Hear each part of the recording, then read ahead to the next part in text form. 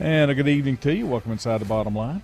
Lanny Ford, Juju Phillips here with you on a cold, Juju, I'm going to go ahead and say cold Monday evening. It was considerably cold this morning. It was 40 degrees when I got out. That's perfect. With the clouds and the wind, it's made it just a little on the chilly side. Cool side. But I'll take it. I think we're supposed to have weather like this for about the rest of the week. Yeah, I think so. So I'm completely okay with that. So good show for you tonight. Native Macedonian, Matt Eisenhower, member of the Appalachian State Sports Hall of Fame, going into Catawba County Sports Hall of Fame. And Joe Reich, head coach Wingate football, will join us. I believe his punter went 236, 235. Seventh round, yeah. Yeah. Wasn't Mr. Irrelevant. No, he was close. He's the first D2 football player drafted this year. Mm-hmm. And there are only 3 punters drafted in the whole NFL draft, and one of his kicker. And Joe Reich, well, I'll ask him. I think he's the kicking coach at Wingate. Okay. So, first time that only the second Wingate player, I believe, that's ever been drafted. Mm-hmm. And so he was a guy that I saw him play this year. Last couple of years against Lenore Ryan, he was a weapon. And if you're keeping score, he is the brother of Frank Reich, the Carolina Panther head coach. Carolina Panthers. That is correct. Yep. Head coach, and they're both down here. I've met Joe a few times. Super nice guy. Yeah. He's done some really nice things with Wingate. Got a great program. Yeah. They're coming off their best season ever. Mm-hmm. So we'll have him on about 6:45. Matt's going to join us about 6:15. So we'll go ahead and get started. I guess the best place to go is I didn't really see any surprises in the draft. I thought our boy out of Kentucky went a little bit later than I had thought, and then there was somebody else that who did I hear him talking about? Didn't go to like the 4th round. Didn't think they would be that deep. Well, the guy that the Steelers took, the big tight end out of Georgia, 6'7.5", right, 280 pounds, slipped all the way to the 3rd round. He had some knee problems. I know who it was. Stetson Bennett. Oh, 4th rounder. Was taking ahead of the Matt Dugan. Yeah, Max Dugan. Yeah, Max Dugan from TCU, and it was a size thing, but they didn't. A lot of people were amazed that he went before Dugan did. Nobody seemed to be impressed with Bennett, but isn't he older? Yeah, he is. He's 26, I believe. I was going to say 25, 26, yeah. Hey, Brian Lynch, how are you, sir? Peoples from App went to Carolina. Unrestricted free agent. Correct. Cam Peoples, the running back. I think that's a good sign. They had a workout up at Appalachian. I think the Panthers, the Steelers, there were 2 or 3 other teams that were there. Mm-hmm. I thought he was going to sign with the Steelers. He fits their MO perfectly. But apparently maybe the Panthers offered more money and he wanted to stay around here. Richie said that I'm pretty sure I saw someone get blown down the road just a few minutes ago. It is windy out there. It is. Milton, good evening to you too. Milton said Levis will do fine in Tennessee. Dan Patrick made a comment today. He wanted to know who has the most pressure on them from this year's draft. Mm-hmm. Who would you say? I'd say the number 1 guy. Well, he was not thinking the number 1 guy. He's thinking he went number 3, the linebacker. Oh, from Alabama. Anderson. Yeah, because you've done your homework and you're expecting quarterbacks to go up there, but not a linebacker. An edge rusher kind of high, but not because he's an inside linebacker, is he not? No, he's an edge rusher. Is he? Okay. Yeah, he's an outside linebacker. Okay. And again, they traded up to get him. And that's the other reason it makes it so tough. Yeah. I think that was a pretty good deal. Texans got a new coach. He's a defensive-minded coach. Mm-hmm. They got a quarterback, back-to-back quarterback, and probably the best non-quarterback prospect out there. They picked him up. Well, we had a little bit of, a little conversation going on when the draft's going on, especially on day one. And I think everybody was pretty well content that nobody really reached. No real surprises. Like, what in the crap were they thinking? Everybody kind of played it close to the vest, kind of went with safe picks, as safe as you can get. This was not a traditionally star-struck draft at any position. No. And I think that's why you made the comment. More offensive and defensive linemen taken in the first round than had been in a number of years, because usually those are a little bit safer. You know, you can really do your homework on those positions, and they're not glamorous picks. Usually the fans don't get excited about that unless you desperately needed a center or a left tackle or something like that. Usually they want to see the glamour picks, the wide receivers, the running backs, the quarterbacks. And I'm guessing the other quarterbacks after Levitt's, what, third and fourth round, where quarterbacks started falling in again? Bennett was what? Yeah, he was fourth round. Fourth round. Yeah. And then Hendon Hooker went in the third round, I believe. I believe that's right. Yeah. And he went to? I was going to say to Tennessee, but I'm wrong. I can't off the top of my head. Okay. Minnesota? I'll have to pull that up. Minnesota? I can't. No. Yeah. Minnesota did not take a quarterback. I heard him talking about that this morning. Minnesota, that was kind of one of the surprising things. They did not take a quarterback. I'll pull those up and we'll take a look. And then Richardson, the guy from Florida, who they say has the most, he has the most potential. He went fourth overall to the Colts. And a lot of people thought that was going to be Will Levis. Now, some of the talk that I heard, what did Levis do at the combine about the gun show? Did he have the shirt off, the cut off? Yeah, all that stuff. Okay. That's no reason not to. I think the number one reason why if quarterbacks fall is the fact that maybe they're not considered to be quick processors, because he had all the quote traits. He had all the, the gunner, a heck of an arm, but maybe he wasn't a processor. And maybe he did not. It comes down to, when you talk about drafts, Lanny, do you have the traits or do you have the production? Right. And do you want to take a guy based off of his traits and maybe look at his potential down the road? Or do you want to take a guy who is very productive in college but may not be the height, weight, speed, all that other stuff, three-cone jumping and all that other things that they measure by? A lot of teams now are going for the traits because they're more measurable. Right. Than a production. Safe picks. Yeah, they're much safer. But then the middle rounds is where you get the guys that are productive. Minnesota took Jordan Addison, wide receiver, in the first round, McKeel Blackman, corner, in the third round, Jay Ward, safety, in the fourth, Jacqueline Roy, defensive tackle, in the fifth, Jaron Hall out of BYU, quarterback, in the fifth, and Dwayne McBride, running back, in the seventh. The funny thing was their first round and third round were from Southern Cal.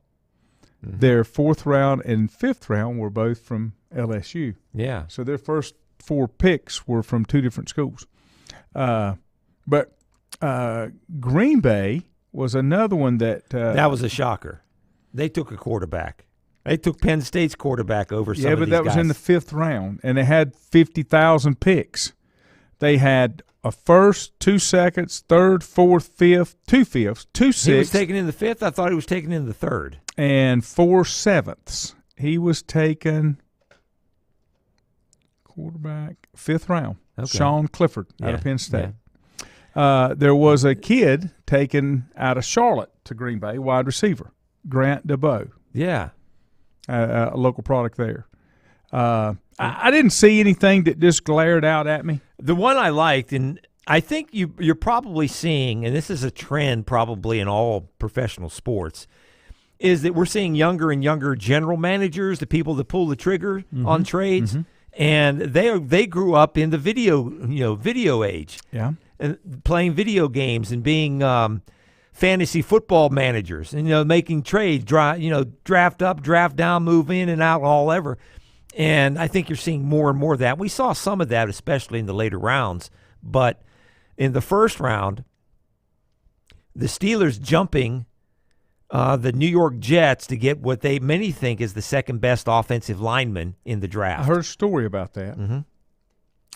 That Belichick did him a solid because he did not want the Jets. No, of course not. So he said, "Hey, why don't y'all come up and get this one?" And yeah, I don't see Bill being that grandfatherly and nice. Maybe I'm missing I think he was just trying to stick it to the Jets. Well, it wasn't he was trying to be nice. It was he was just trying to be ugly. And they're getting a guy that's 22. Mm-hmm.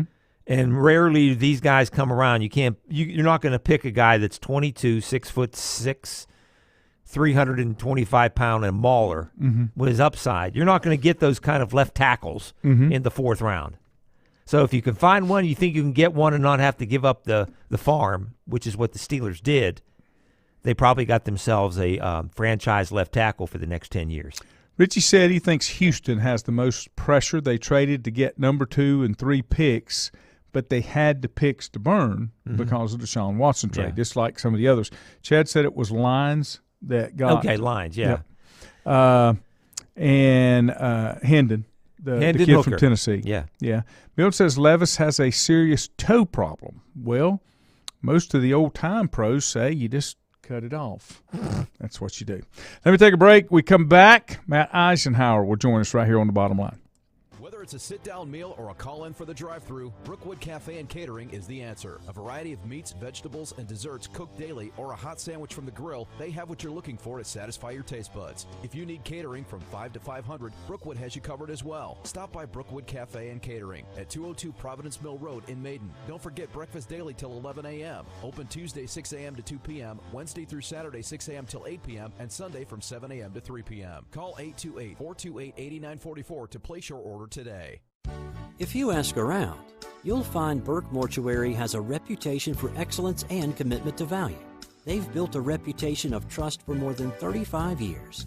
Burke Mortuary is proud to offer personal attention, meaningful tributes, and the area's most affordable prices.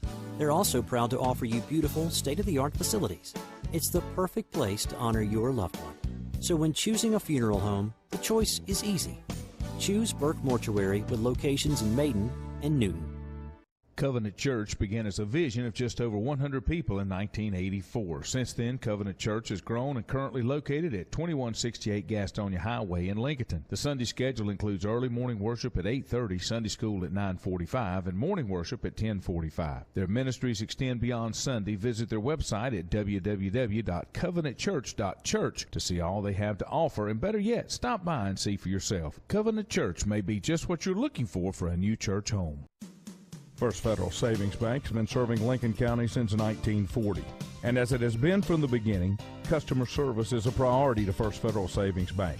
They want to get to know you by name. First Federal Savings Bank has the convenience, the products, and the services that the larger banks have, but with hometown people that you see throughout your community. Stop in and visit one of their 4 convenient locations and see what First Federal Savings Bank has to offer you. Member FDIC, an equal housing lender. Untangling your headphones, finding the right remote, saying goodbye to your favorite shirt that hasn't fit in 10 years. Why are simple things sometimes so complicated? Thankfully, with Auto Owners, insurance doesn't have to be one of them. Auto Owners works with independent agents who live in your community and answer when you call, so you can worry about more important things, like finding a new favorite shirt. That's simple human sense. Call Mooney Insurance in Maiden or East Lincoln Insurance in Denver or visit mooneyinsurance.com.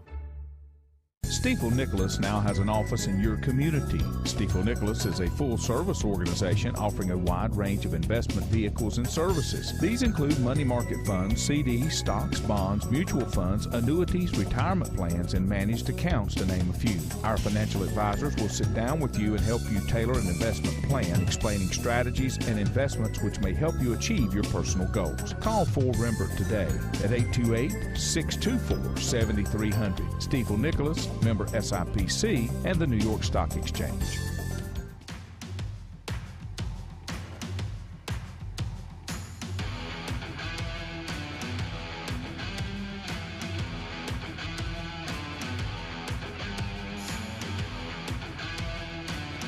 And welcome back. Glad to have you here on the Monday night. Looks cloudy out there, but I don't think we're calling for any rain until later on in the week. Let me head to our guest line, bring our first guest on for the evening.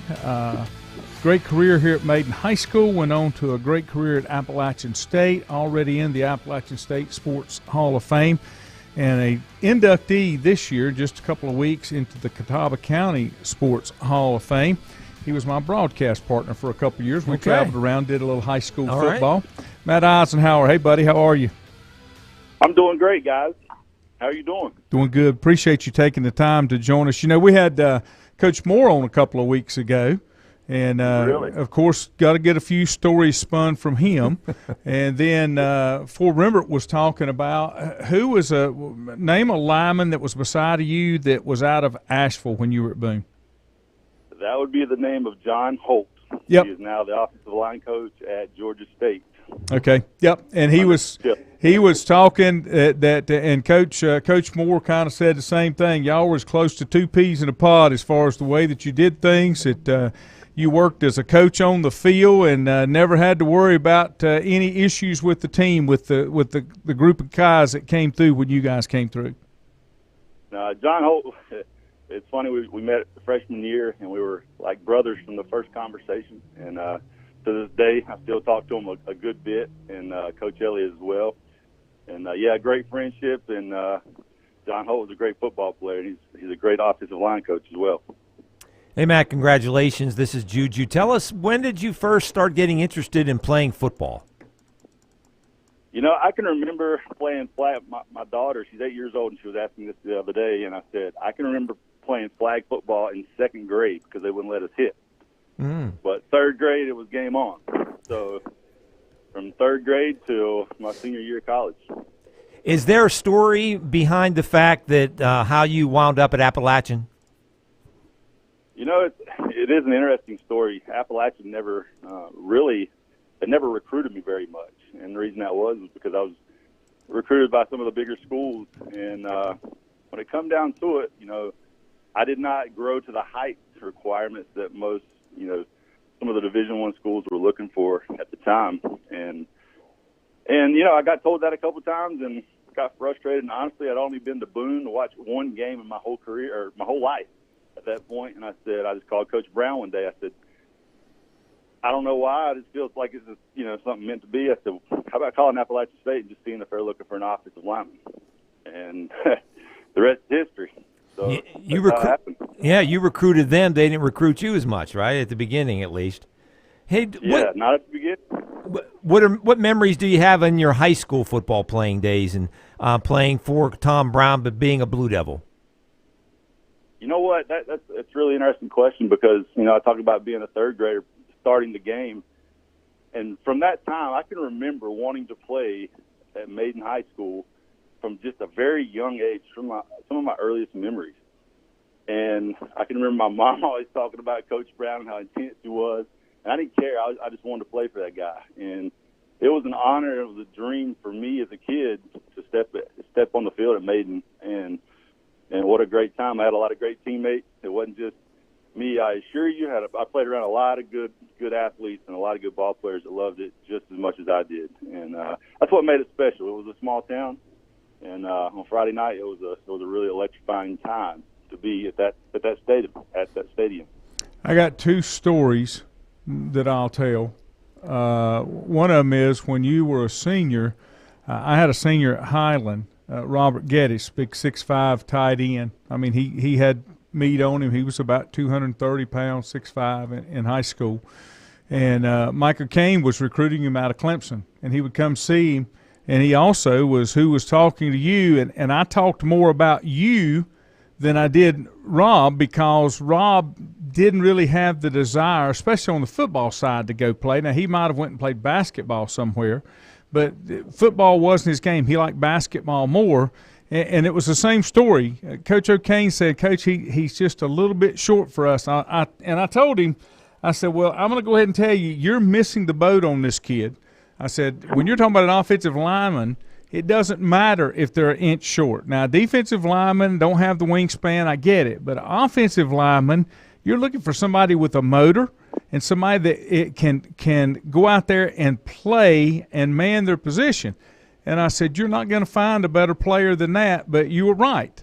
All of these guys, and I've had people to tell me, recruiters and coaches never get fired if they miss on a kid that meets the I guess the perfect statistics. The traits. The traits that you're looking for, the height, the weight, the speed, unless if they reach and miss.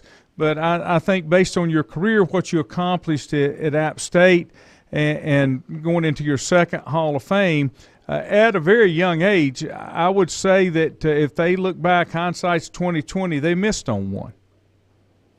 You know what? When I walked in at Appalachian the very first day, I felt like we had a big freshman class. It was about 25 of us, and I felt like honestly a lot of us was in the same boat that I was. It just so happened the good Lord put us in the same room, and we all loved the game as much as we could ever love it, and we practiced hard. I'm gonna tell you what. To this day, I talk to people that play college football, and I work with a guy, Curtis DeLoach, played in the NFL 6 years, and I've never heard of a story of what our normal practices were like. And Coach Moore was absolutely – he didn't say a whole lot at practice, but at the very end, when it was time to condition, he was front and center with our strength coach. And, buddy, there was no accident, and I had some very good players. Marcus Morrell, a defensive end I faced every day, an All-American. And I'll be honest, when I was sophomore, I moved to tackle at Appalachian. I could not touch him, and it was the most frustrating thing I've ever experienced in my life. But I was determined that if I could figure out how to block this guy, I'm not going to worry about anybody else in the Southern Conference. I assure you. So I had great people surrounding me. That is for sure. It wasn't just me. I assure you. And then my second story, and I think this one came from your mom. When you were in the ninth grade, you were on JV, and they moved you up to the varsity.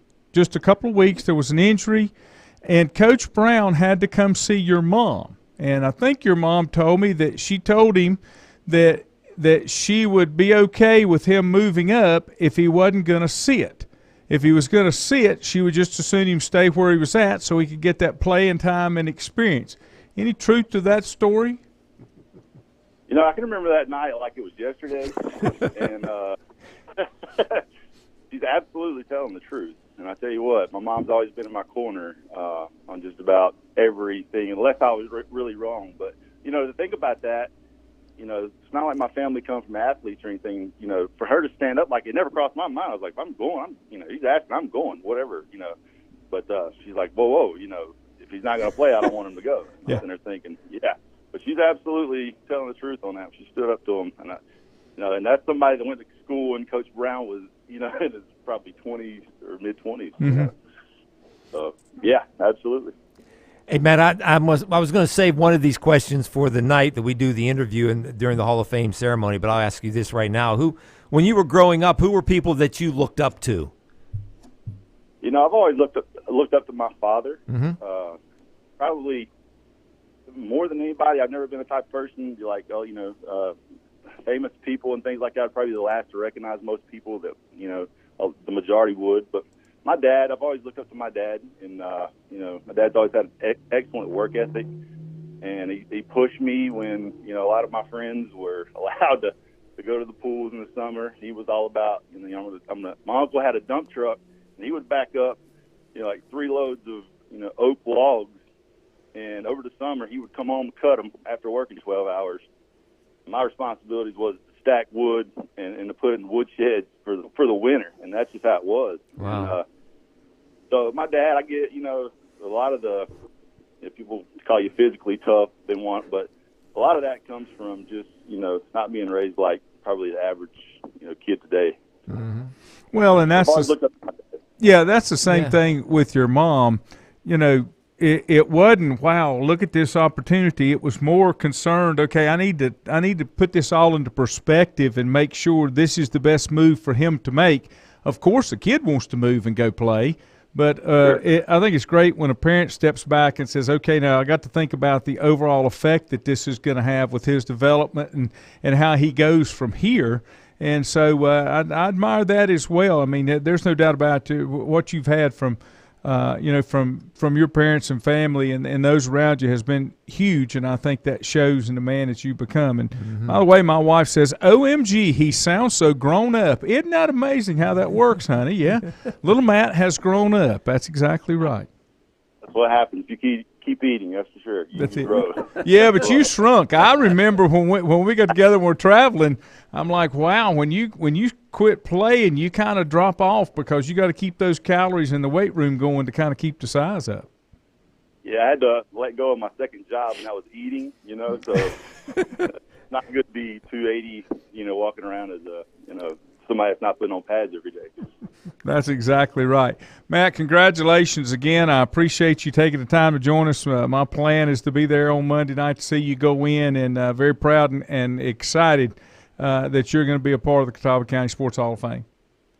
Yeah, it's my honor, guys, and I can't tell you how much I appreciate this, and it's just it's very humbling to me to be honored in such an awesome fashion. But like I said, there's a lot of guys I can sit here and name them for hours that I played beside of, and they played the game very, very hard and loved it as much as I did, and a lot of this credit is just as much theirs as it is mine. So that's how I feel about it, and it was great being a part of those teams. I was very fortunate to be a part of the coaching staff that I was a part of, and fortunate to have great coaches that would push you beyond what you thought you could do. Mm-hmm. And that was just that was awesome. It was awesome. It's very obvious. The proof's in the pudding. What the team accomplished as a whole, and what the school accomplished, putting Boone on the map, basically. But what you've done as well, Matt. Again, thanks a lot for joining us.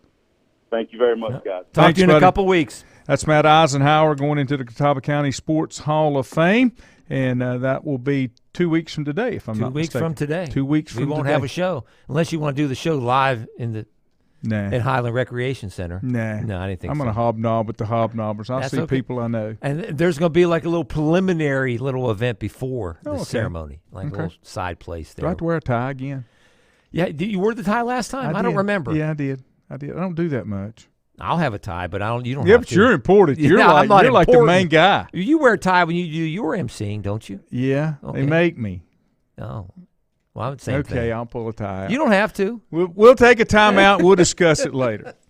Whether it's a sit-down meal or a call-in for the drive-thru, Brookwood Cafe and Catering is the answer. A variety of meats, vegetables, and desserts cooked daily, or a hot sandwich from the grill, they have what you're looking for to satisfy your taste buds. If you need catering from 5 to 500, Brookwood has you covered as well. Stop by Brookwood Cafe and Catering at 202 Providence Mill Road in Maiden. Don't forget breakfast daily till 11 a.m. Open Tuesday 6 a.m. to 2 p.m., Wednesday through Saturday 6 a.m. till 8 p.m., and Sunday from 7 a.m. to 3 p.m. Call 828-428-8944 to place your order today. If you ask around, you'll find Burke Mortuary has a reputation for excellence and commitment to value.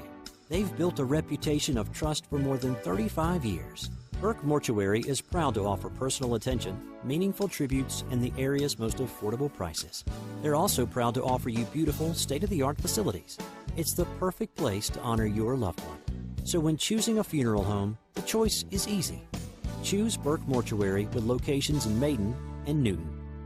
Covenant Church began as a vision of just over 100 people in 1984. Since then, Covenant Church has grown and currently located at 2168 Gastonia Highway in Lincoln. The Sunday schedule includes early morning worship at 8:30, Sunday school at 9:45, and morning worship at 10:45. Their ministries extend beyond Sunday. Visit their website at www.covenantchurch.church to see all they have to offer, and better yet, stop by and see for yourself. Covenant Church may be just what you're looking for a new church home.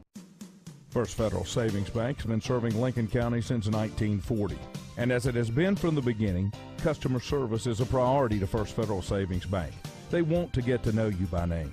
First Federal Savings Bank has the convenience, the products, and the services that the larger banks have, but with hometown people that you see throughout your community. Stop in and visit one of their 4 convenient locations and see what First Federal Savings Bank has to offer you. Member FDIC, an equal housing lender. Untangling your headphones, finding the right remote, saying goodbye to your favorite shirt that hasn't fit in 10 years. Why are simple things sometimes so complicated? Thankfully, with Auto Owners, insurance doesn't have to be one of them. Auto Owners works with independent agents who live in your community and answer when you call, so you can worry about more important things, like finding a new favorite shirt. That's simple human sense. Call Mooney Insurance in Maiden or East Lincoln Insurance in Denver or visit MooneyInsurance.com.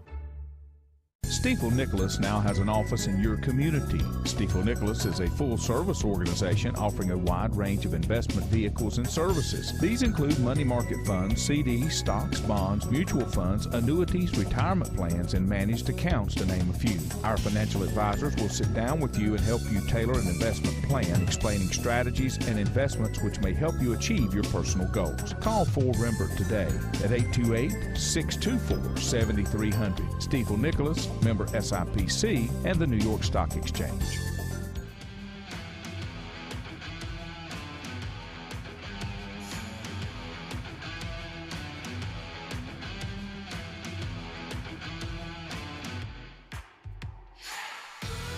And welcome back. Appreciate Matt Eisenhower joining us. Take a little time out. What a good dude, man. He's a great kid. Yes, great he kid. is. I loved working with him. He would get so, even though he had been out for a while, he would get so emotional in the booth. And because we were doing all Maiden games, he would just get so emotional because of the things that he would see. And it's one of those things where, well, why can't they see it? Well, they don't want to see it. That's kind of the way that works. But great kid. Bruce Eicher said, great interview, Matt. Stephen Lowe said, I was a senior when he came up. And, of course, I told you what my wife said. He sounds so grown up. Well, he is, honey, so it's okay. Lindsay Lee said, Boston's historic season comes to a grinding halt after leading their first-round series 3-1, losing to Florida in 3 straight, including overtime Game 7. Hurricanes start round 2 Wednesday, at home against the winner of the New Jersey Devils New York Rangers series. I don't follow hockey as much as I did when the Penguins were very good. They haven't been very good. Wes has always been a Penguin fan, and he follows the Hurricanes somewhat. But, the Boston collapsed. They were up 3-1. They had the most wins in the regular season in NHL history, and then, boom, right? They lost to 3. And you hardly ever, first round like that, that would be like a 16th seed that's right. beating a number 1 seed in basketball. Yep, that's exactly right. I don't think, I was trying to think if there's anything huge out there that we hadn't talked about. Mentioned the little stat about Matt.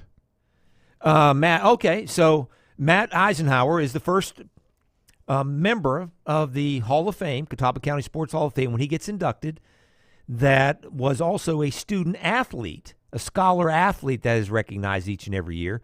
He was in the first class in 2001. He will become the first who was a scholar athlete of the year to go into the Hall of Fame 22 years later. And he's 100? He's the 100th member of the Catawba County Sports Hall of Fame. That is absolutely awesome. There's some news that came down today with the North Carolina High School Athletic Association that has to do with the NIL. And it has to do with, I think I didn't get an email. I just caught the end of it. I think our friend Mr. Stevens down at WRAL. Well, I'm on that list, but high school I don't overtime. anything. I think it has to do with the NIL. I believe. Okay. I don't. It's not come down yet. Let me pop over to that is high school overtime. OT. OT.com. I didn't see that unless they just didn't send something out. There we go. Yep. NCHS board will consider policy allowing student athletes to profit off NIL. Why? This is not surprising to me. Once you uncork that bottle and let the genie out, it's over. How many people you think that'll affect? Maybe handful. That's what I'm to put up my hand.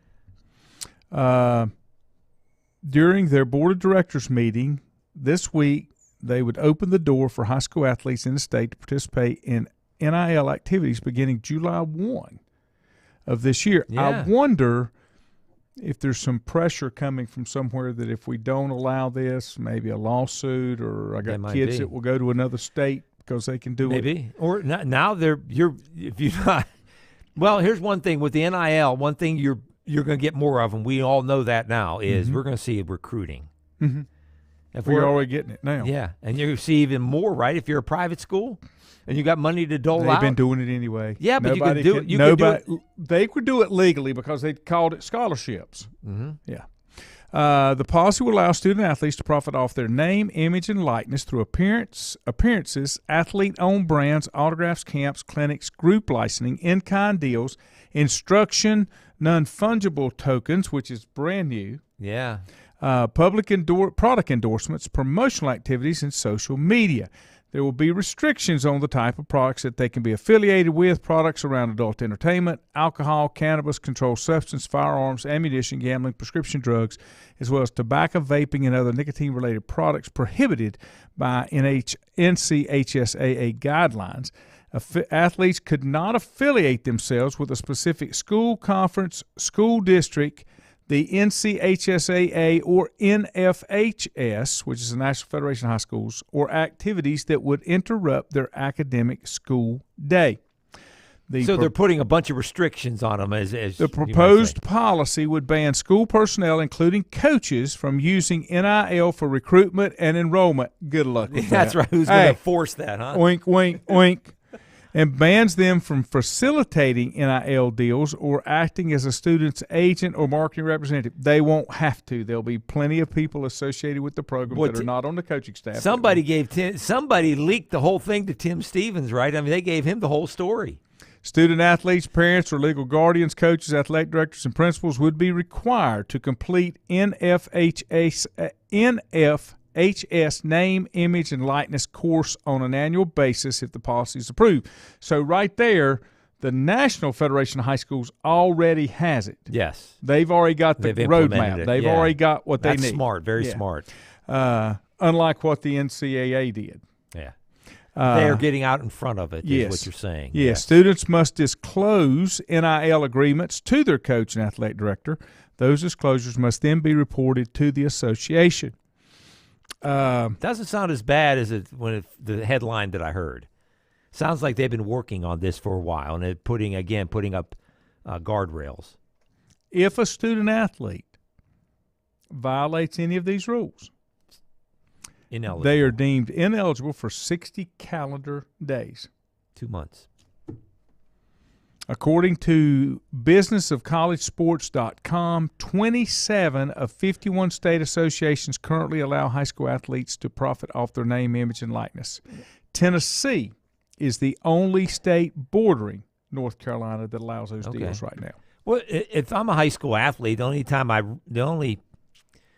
of the year that I'll have the wherewithal to do this will be in the summertime. You can't do it during season, right?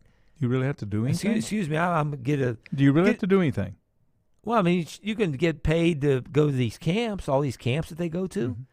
They pay out of the pocket themselves. Mm-hmm. Work at camps. Used to be free labor. Let me slide you some $20 under cash underneath. Now it's going to be over the top kind of thing. Sheena Lowe said, "So proud of you, Matt. Very well deserved. Love you." That is Stephen's wife. Okay. Lindsay said, "NIL frustrates me to no end, ruining college sports. Where are the consequences for trading loyalty and commitment for cash?" Here's the problem, sis. It was always going on. It was just on the underbelly side, and nobody wanted to talk about it. I've made the statement before. I got more things that you weren't supposed to get from a university that shall remain nameless, and it was not the one I went to, than I did any of the other ones that I got stuff from. Mm-hmm. So it was going on. That was 45 years ago, and it was going on then. It's not changed. I admire the players now that are doing it out front, above board, that are doing something and making a difference, having an impact, either doing some kind of charitable work, money that they I don't raise. like these $1 million deals that are being signed. No. I mean, that's not real. That's, it'll be interesting to see whether or not some of these kids that got these $1 million deals, how they pay their taxes and what kind of financial you don't hear anything they're in. about that. Not yet. I'm guessing but there's got to be. Somebody's getting a 1099. Yeah. I'm sure pretty soon you'll start hearing stories. And then Uncle Sam is going to want to tax that scholarship. Yes, they are. I mean, that's why you're not hearing anything coming. right now. Yeah, it is coming. To be I agree. coming. I agree. Yeah, and I'm with you. It has ruined college athletics to some extent. But college athletics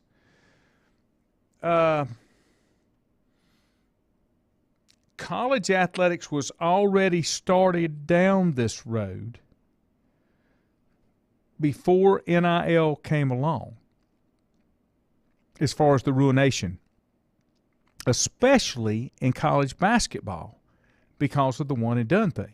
A kid only really had to go to school for a semester because he didn't have to. As long as he could pass first semester, he was eligible for second semester to finish up the year in sports.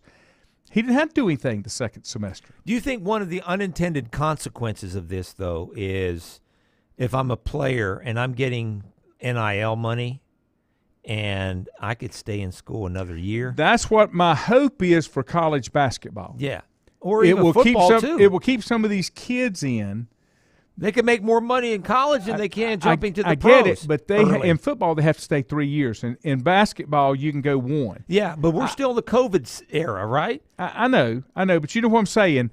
The basketball side of it, this would maybe a kid figures out, well, I'm not going to be in the top 20 in the first round, so that means I'm not going to make you money in the NBA.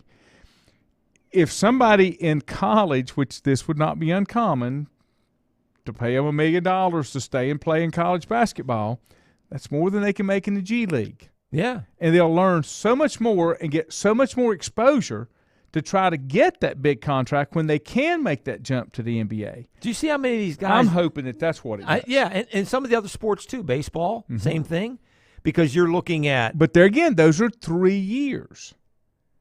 Baseball and football are 3 years. You know, baseball, you can go straight out of high school. If you choose not to, you have to stay 3 years. You got to get drafted first. Yes, but what I'm saying, you have the option if you get drafted that you can go to where you don't in basketball in college. That's the rule I wish was there.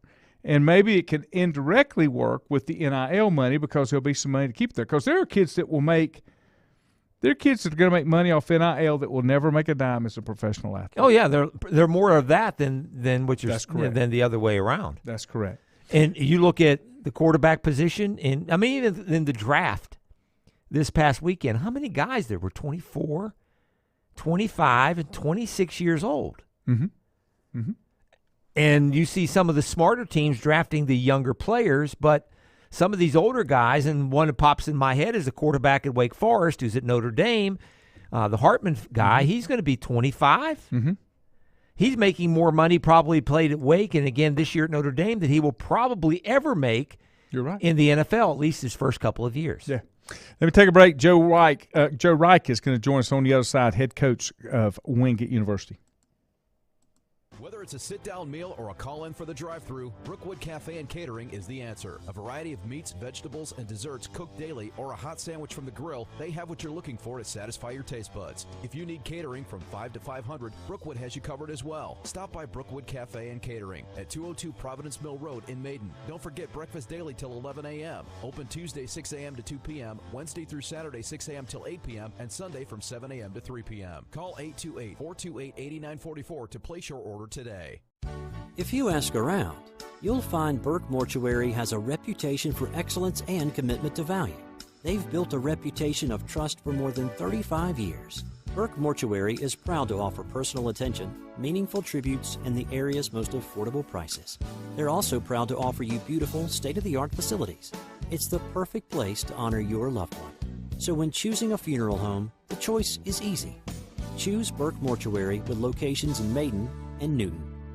Covenant Church began as a vision of just over 100 people in 1984. Since then, Covenant Church has grown and currently located at 2168 Gastonia Highway in Lincoln. The Sunday schedule includes early morning worship at 8:30, Sunday school at 9:45, and morning worship at 10:45. Their ministries extend beyond Sunday. Visit their website at www.covenantchurch.church to see all they have to offer, and better yet, stop by and see for yourself. Covenant Church may be just what you're looking for a new church home. First Federal Savings Bank has been serving Lincoln County since 1940. And as it has been from the beginning, customer service is a priority to First Federal Savings Bank. They want to get to know you by name. First Federal Savings Bank has the convenience, the products, and the services that the larger banks have, but with hometown people that you see throughout your community. Stop in and visit one of their 4 convenient locations and see what First Federal Savings Bank has to offer you. Member FDIC, an equal housing lender. Untangling your headphones, finding the right remote, saying goodbye to your favorite shirt that hasn't fit in 10 years. Why are simple things sometimes so complicated? Thankfully, with auto owners, insurance doesn't have to be one of them. Auto Owners works with independent agents who live in your community and answer when you call, so you can worry about more important things, like finding a new favorite shirt. That's simple human sense. Call Mooney Insurance in Maiden or East Lincoln Insurance in Denver or visit MooneyInsurance.com. Stifel Nicholas now has an office in your community. Stifel Nicholas is a full-service organization offering a wide range of investment vehicles and services. These include money market funds, CDs, stocks, bonds, mutual funds, annuities, retirement plans, and managed accounts, to name a few. Our financial advisors will sit down with you and help you tailor an investment plan, explaining strategies and investments which may help you achieve your personal goals. Call 4 Rembert today at 828-624-7300. Stifel Nicholas, member SIPC, and the New York Stock Exchange.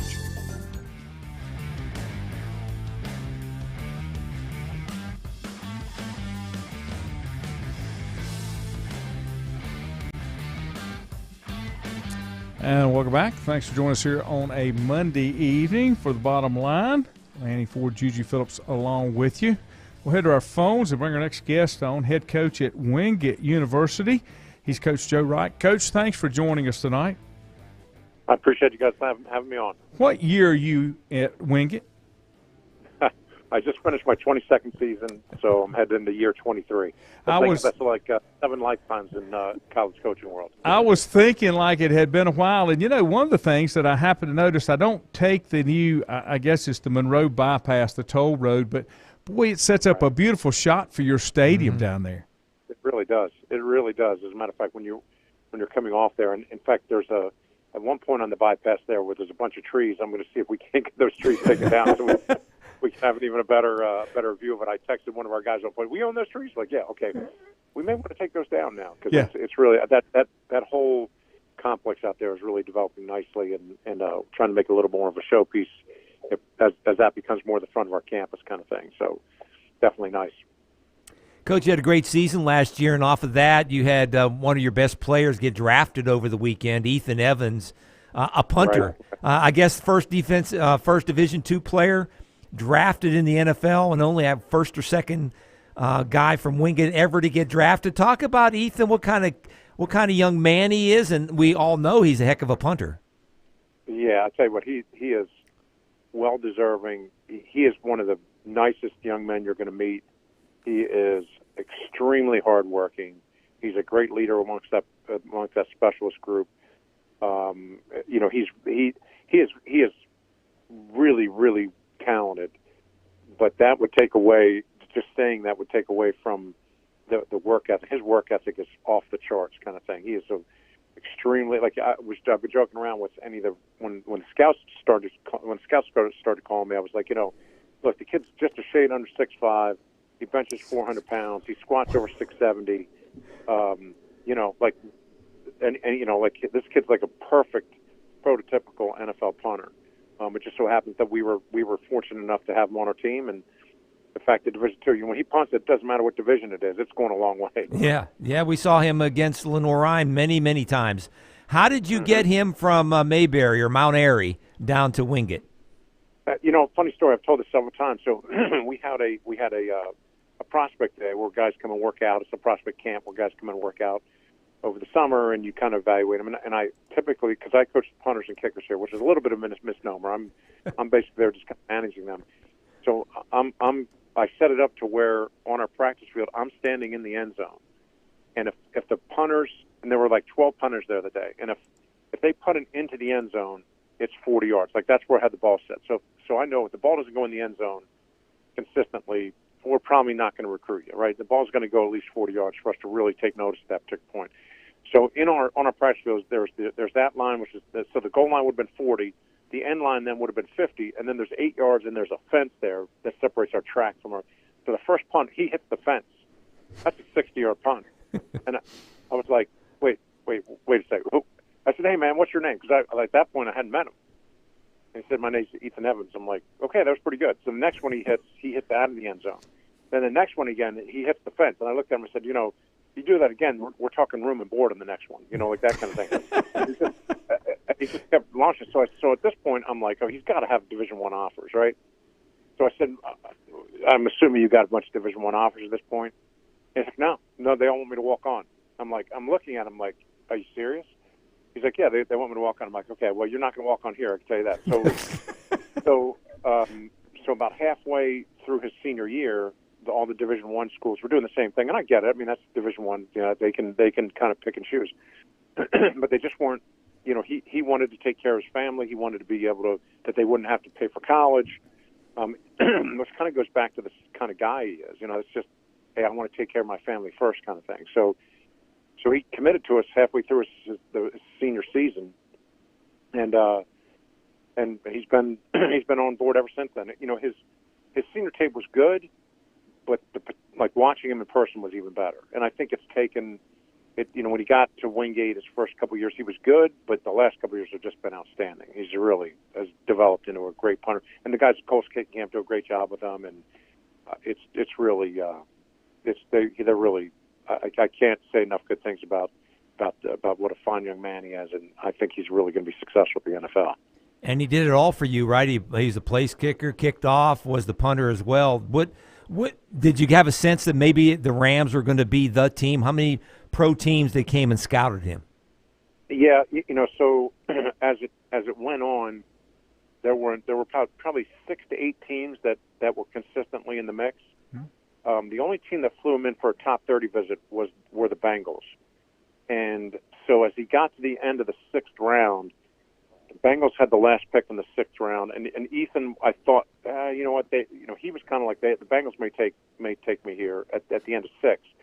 But looking at it, we had kind of projected, because the coaches and I kind of sitting around, the Rams had, I think, 3 picks at one point in the 7th round.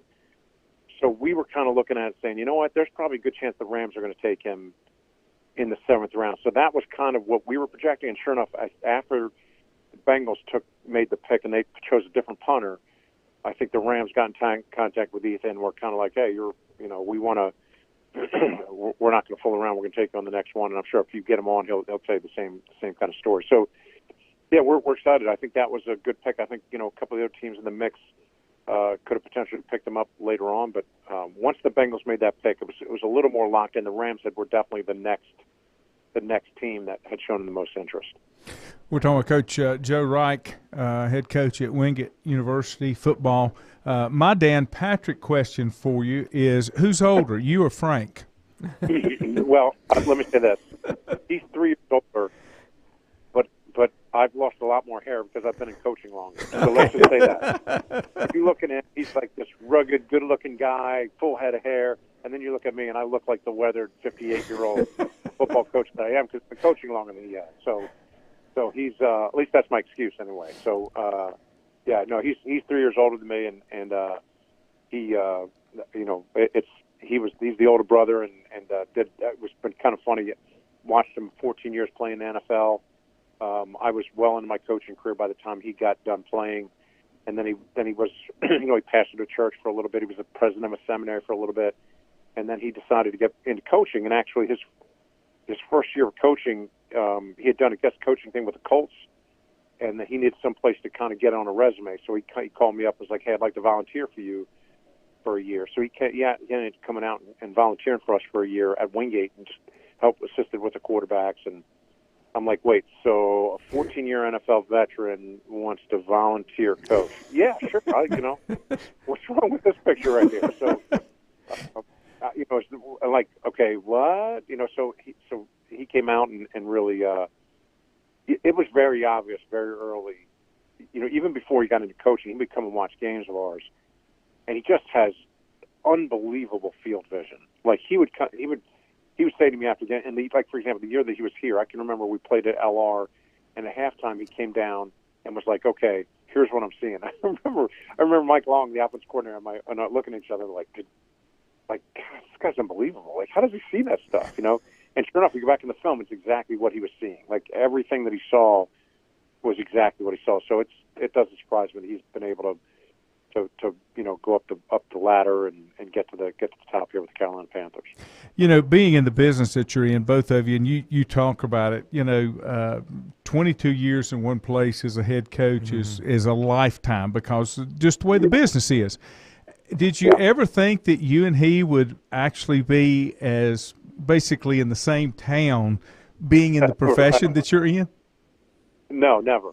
The how that would happen was just unbelievable. I always thought, okay, maybe we'll work with each other someday. I'll work for him, he'll work for me. Other than that first year, I thought maybe somewhere down the road that might happen. And then as my career went on in Wingate, it was pretty obvious. Like I was going to stay at Wingate unless just an unbelievable offer came, just because I just really love that level and I love coaching there. So, and as Frank then moved up the ladder and he got on with the team in Indianapolis and became the head coach there, then it was like, okay, maybe at some point we'll get a chance to work together. But I wasn't necessarily ready to leave being a head coach, and I thought, oh, this will be his last head coaching. But then stuff happens in Indianapolis. He ends up in Carolina, and great, it was when he got the job. It was just, and it's a small world because I'm actually friends with Matt Rule too. I gave Matt his first full-time coaching job when I was at the University of Buffalo. So, the fact that he would end up replacing Matt, I actually joked with Matt about it. Like, man, this is a small world, So it's just the fact that we're in the same town together is really pretty cool. Oh, that is, Coach. While we have you, can you kind of talk about a little bit on your program? You have a lot of guys. If you look down your roster, a lot of guys from this area, from Catawba County, the Hickory area. You signed a kid from Maiden, a quarterback. You've had quarterbacks from this area before. Talk about how important it is for you in terms of recruiting to build your program with one of this area being one of the fertile areas that you turn to. Absolutely. That area up in there is outstanding football. I mean, we know that. And I think that, when you look at our history, the 22 years history here, we've been able to take a couple guys out of there here and there that have been really impactful players for us. So I think, it's just such a great area and great high school football. So we've made that a priority in our. One of the things I think for us is we don't want to lose sight of the fact that we are a North Carolina school. Like, we don't want to get so caught up in recruiting other states that we lose sight of our own backyard. So. Getting up into that area and just trying to stay within a 2-hour radius of us and go in there. But man, that area, they're so good. The football's so good. A lot of really, really good high school coaches. Like we've gotten to get good relationships with the high school coaches up there, and it's great when they'll call you. Hey, here's a good player. Here's a guy you want to look at. We know we're doing things the right way when we're getting calls from coaches and they're encouraging to come up there and take guys. And it's interesting because you look at the schools in our league. Lenore Ryan's done a good job in our backyard in Union County. Mm-hmm. They've taken a number of guys out of Union County. So it's one of those things we got to keep staying competitive with everybody. We got to be able to go to the mountains and get somebody out of the mountains instead of them going to Mars Hill. We've got to be able to get to the eastern part of the state and take people instead of UNCP getting them. It's a very competitive business. And in that area up in there is definitely one of our main areas. When we look at it as a staff, we're like, okay, this is an area we have to cover. And as the head coach, it'll be like there are a few counties, a few areas that as a head coach, I look at and I say, okay, who's in charge of this particular area? Let's make sure that we double up on this. And sometimes I'll go with the assistant coach that's recruiting up there, just so I can show my face around and build a little more relationship with there as well. So, we love that area up there. It's a fantastic area, a lot of great high school football players, a lot of great high school coaches, to say the least. Coach, we appreciate you taking the time, and congratulations on your punter getting picked. And I'm sure we'd like to talk with you again as we get closer to football in the fall. But appreciate you taking the time out for us tonight. Thanks, man. I really appreciate it. And good luck with everything, and call me anytime, all right? Thank you, Coach. That's Coach Joe Reich, head coach at Wingate University, and he's always a pleasure to have on. Yeah, he is. He had another one of his players a couple of years ago, was a wide receiver. He I guess, used up his eligibility at Wingate and was a graduate transfer and went to South Carolina. and he got drafted yesterday. So that's actually two players that have connections to Wingate. But, yeah, he is Wesley Thompson, the kid from Maiden, the quarterback last year, signed with them. They had a few years ago, about, I guess, now 8 to 10 years ago, Kyle Johnson from Hickory. Austin May out of West Lincoln, big offensive lineman. Yeah, they've had a number of kids from this area go down to Wingate. Yep. He does a great job. Is it Wingate or Wingate? He said Wingate. I've always called it Wingate. Yeah, I think maybe. But I'm around here. He's not from around here. Yeah. That's what it is. That's the difference. Even though he's been here 22 years. Yeah, only 22 years. He has an interesting – he's the son of a coach.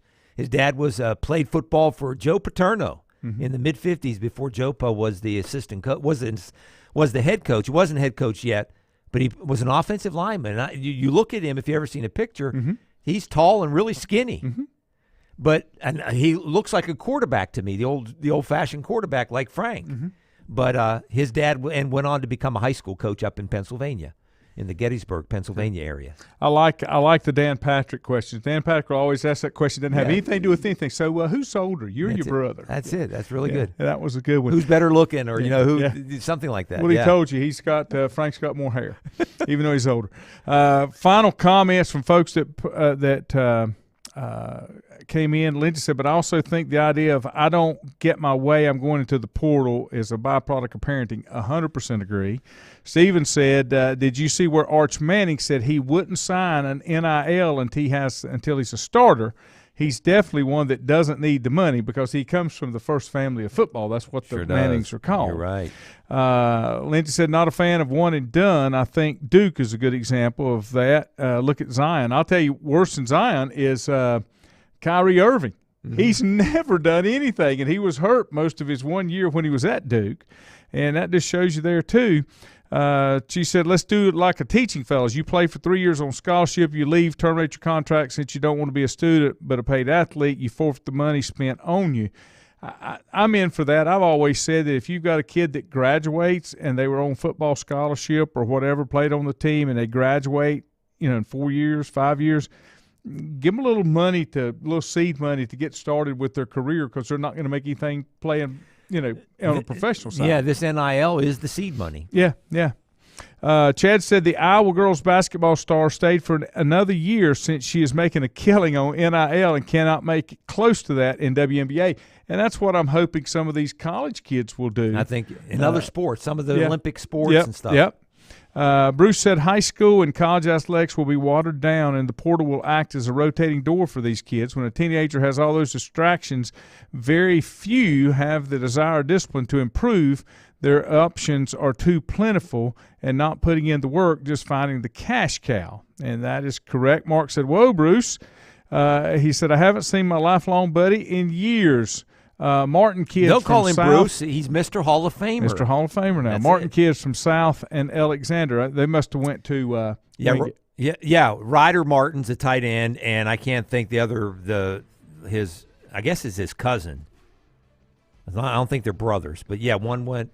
They're both from Granite Falls. One went to South Caldwell. One went to Alexander Central. Well, one of the things, if you look at what Coach Reich has accomplished at Wingate, he has been very solid, very successful, and he probably had some opportunities to maybe go to another level, but he said it before when I've interviewed him before.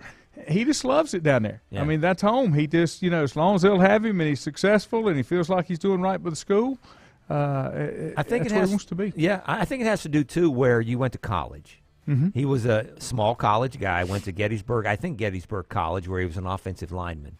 He can go to a big school, so he understands and appreciates the small school environment. And he's been one of the most successful coaches, Division II coaches, over the last 2 decades. And if you haven't been to Wingate, you need to. That's another one you can take a look at. They've got a beautiful campus down there and a really nice complex. Visitor side's a little bit small, but the home side's really nice. And who's their most famous? Who do you think is their most famous graduate? Oh, I got nothing. He was in politics for many, many years. Oh, Senator Jesse. Was Jesse Helms? I think so. I did not know that. I think so. Now, Wingate gave a bunch of money. Wingate was a 2-year school for a long time. Sure was, a junior college. Yeah. Friends of mine that we go to church with, that's where they spent their first 2 years because that's all you could go. was 2 years. Now Jesse Helms may not have been a graduate, but he had something to do with Wingate for a long time. Either he gave a bunch of money or named the building after him or something. I read something, and I'm trying to think. And where that came from, I do not know. Somebody was walking around showing somebody, it was a joke, somebody was walking around showing somebody a building on campus, and it had John Roosevelt on the side of it. Well, I bet that's part of the Roosevelt family. That just carrying on that name that they named that building for. That's why his name's on the building. And the guy said, no, has nothing to do with him, but his name was on the check.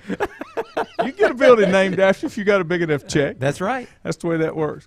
Have a good evening, everybody. As far as I know, me and 4 will see you back in about 3 hours. Have a good one.